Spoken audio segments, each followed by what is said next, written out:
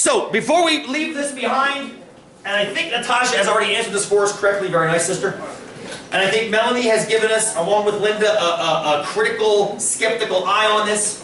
Does it appear that green tea has an inverse effect on breast cancer rates? I.e., does it appear that consumption of green tea is associated with lower breast cancer rates on the basis of just this study?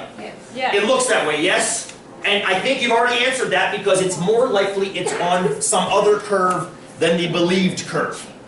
The trick is we don't know where the other curve is, but we know for a fact, and I say a fact, I mean with 95% confidence, that it doesn't look like it's on this curve.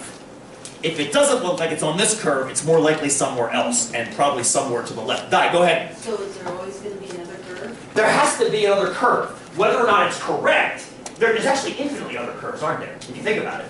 There's the gray curve, which operates on the population assumed value. And then there are infinitely many curves left and right. Yes? So the trick is, there's more than one other curve, there's lots of other curves. Which one is the correct one? That's what statistics allows us to hone in on. Which one should we believe?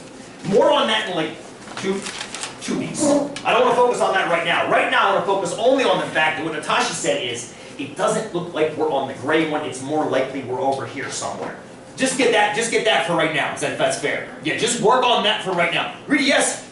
Could this be correlated to the rare event rule? It is the rare event rule. That's what Donna calls it, yes? It is that.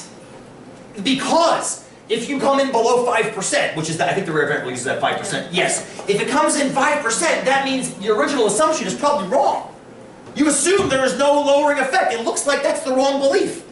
Which means there is a lowering effect, we just don't know how much lower. That's the trick. So the rare event rule stops when we kick ourselves off that curve. The rare event rule kicks out, and we have to look at something else, which we'll get to in this class. Yes, nice connection. Nice connection. Good. Read the next article, friends. It's about the secondhand smoke. Secondhand smoke. Yes, check this one out.